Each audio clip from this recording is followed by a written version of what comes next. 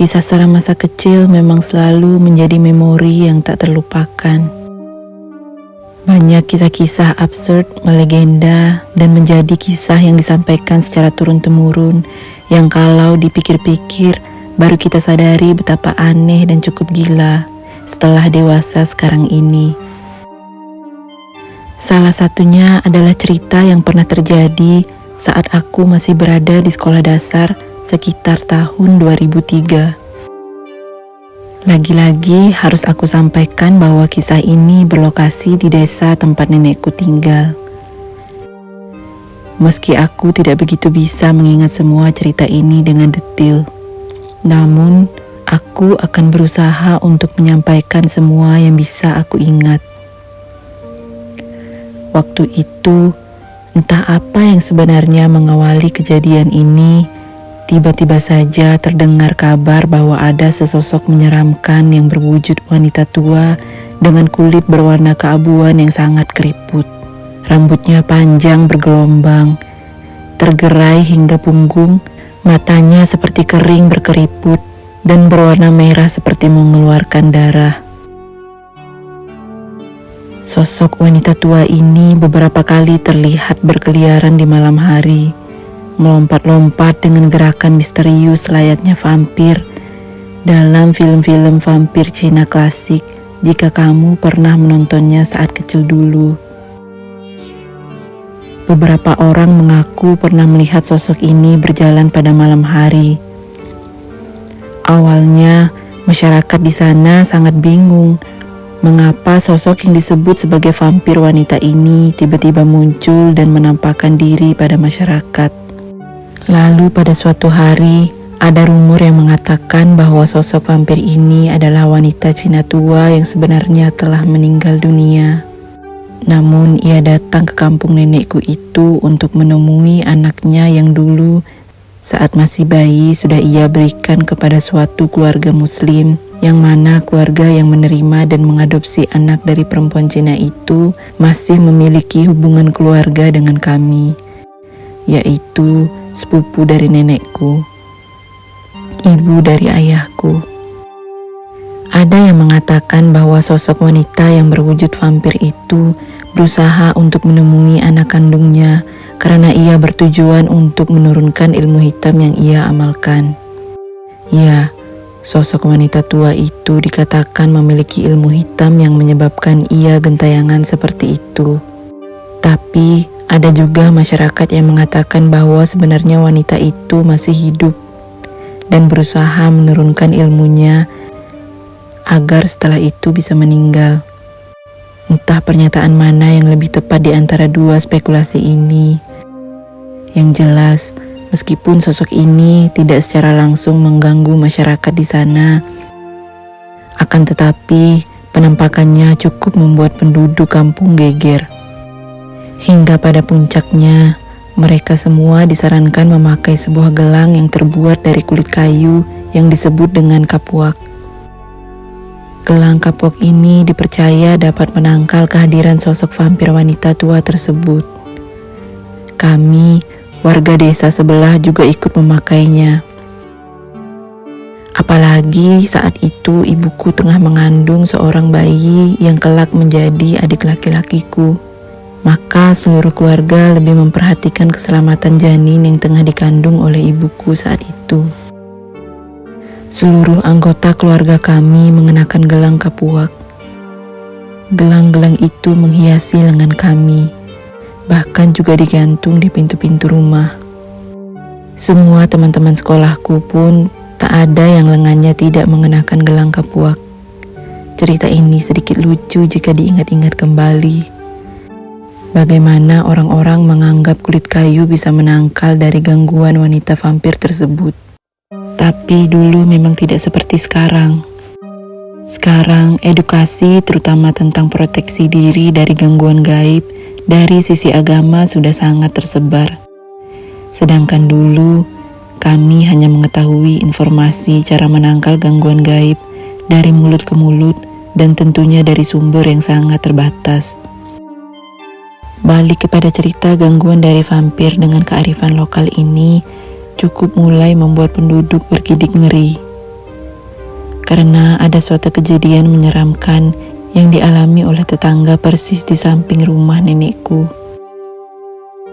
Saat itu pada malam hari sekitar pukul 10, anak tengah dari tetangga itu merengek kepada ibunya minta untuk ditemani buang air besar. Mereka berdua lalu berjalan menuju arah kamar mandi di dekat area dapur. Sesampainya di kamar mandi, anak tadi meminta ibunya untuk menunggu di depan kamar mandi dengan pintu yang terbuka. Saat anak itu tengah buang air besar, wajahnya tiba-tiba memucat sambil menunjuk ke arah ibunya. Lalu seketika ia berteriak keras. Sesaat setelah itu, ia jatuh tersungkur tak sadarkan diri. Seketika ibunya langsung membersihkannya karena anak itu masih dalam posisi buang air besar. Kemudian ibunya menggendong anaknya ke dalam kamar dengan keadaan panik. Setelah siuman, anak itu tiba-tiba terlihat ketakutan dan panik. Ia mengatakan bahwa tadi sebelum ia kehilangan kesadaran, ia melihat sosok wanita vampir itu bergerak mendekat ke arah ibunya, dan tangan vampir itu terlihat seperti akan mencengkeram leher ibunya itu. Karena ketakutan, ia pun hanya bisa berteriak, dan sebenarnya tadi ia menunjuk ke arah vampir wanita di belakang ibunya. Namun karena terlalu takut, ia malah pingsan tak sadarkan diri saat sedang buang hajat. Keesokan harinya setelah kejadian malam itu, sang ibu bercerita kepada tetangga-tetangga lain hingga makin menyebarlah rasa takut serta horor dan teror. Ditambah lagi, ada hal mengejutkan yang sedikit menjadi bukti kalau rumah tetangga nenekku ini memang sempat dijamah oleh sang vampir wanita. Terdapat banyak jejak telapak tangan menempel di dinding ruang tamu rumah mereka. Jejak telapak tangan itu terlihat berlumpur, namun sudah mengering. Ditambah dengan jejak kaki di lantai rumah yang juga sudah mengering. Akan tetapi, jejak-jejak itu seperti tidak selesai atau terpotong, karena tidak jelas arah masuk dan keluarnya. Jejak itu hanya berada di tengah-tengah ruangan. Selang beberapa hari kemudian, belum juga mereda kejadian anak kecil yang melihat vampir wanita tua tersebut di rumahnya. Ada lagi kejadian saat seorang laki-laki yang bernama Nolan sedang akan turun ke jamban untuk buang air besar. For your information, pada masa itu, penggunaan jamban atau kakus di sungai masih sangat umum dan banyak digunakan. Nolan malam itu berjalan menuruni sungai yang airnya sedang surut. Jadi ia harus berjalan agak menjauh ke bawah. Saat itu, diceritakan kondisi jalan sedikit terang dari cahaya bulan.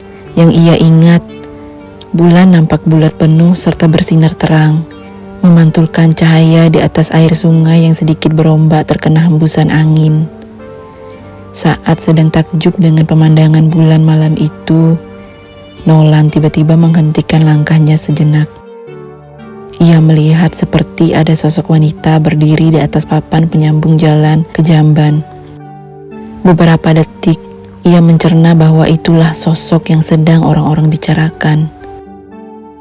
Sesaat sebelum Nolan berlari terbirit-birit, ia sempat melihat sosok itu perlahan mengangkat kedua tangannya ke depan.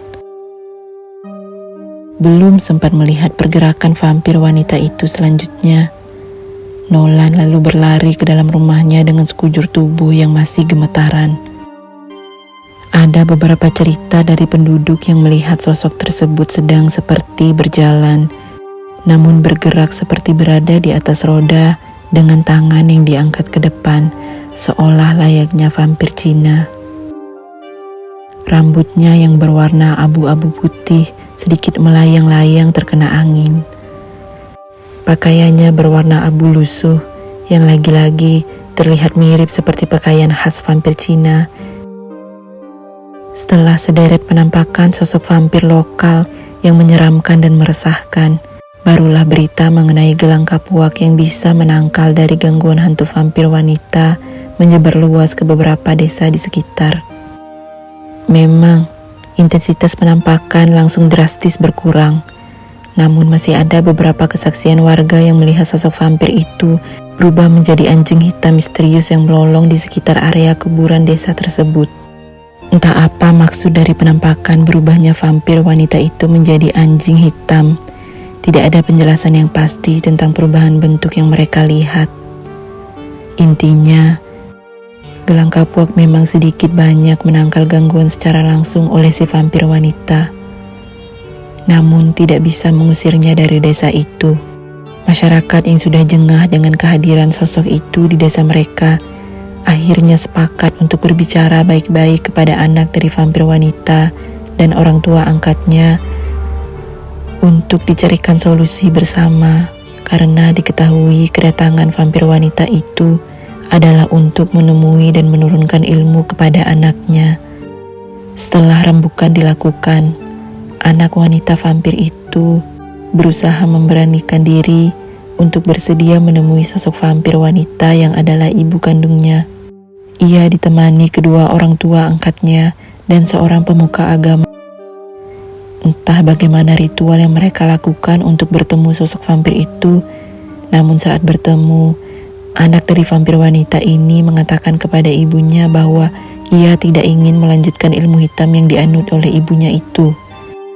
Ia dengan tegas mengatakan bahwa ia tidak ingin lagi berurusan dengan ibunya, meski ia sempat menyatakan bahwa ia sangat menyayangi ibunya itu.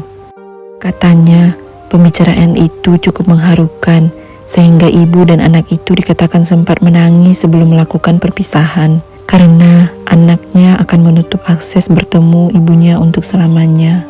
Entah bagaimana isi pasti pembicaraan mereka. Pada akhirnya, sang ibu alias vampir wanita akhirnya setuju. Setelah pertemuan itu, seketika desa nenekku seperti terkena angin segar yang membebaskan mereka dari rasa ketakutan yang selama ini mereka rasakan. Para penduduk termasuk kami sekeluarga akhirnya bisa pergi keluar rumah tanpa harus mengenakan gelang kapuak. Sekian dulu untuk kisah kali ini. Silahkan untuk percaya atau tidak dengan apa yang aku sampaikan dan aku ceritakan. Namun, inilah kejadian yang bisa aku kisahkan apa adanya. Dan bahkan sudah banyak detil yang terlupakan. Karena kejadian ini sudah sangat lama terjadi. Kisah ini meskipun seram, namun menjadi pengalaman yang tak terlupakan bagi banyak orang di desa itu. Kabar tentang gelang kapuak dan pertemuan antara anak dan ibu vampir menjadi pembelajaran berharga tentang kearifan lokal dan kekuatan musyawarah bersama. Nantikan kisah-kisah lainnya yang tentunya tidak kalah seru. Semoga bisa menghibur kalian semua.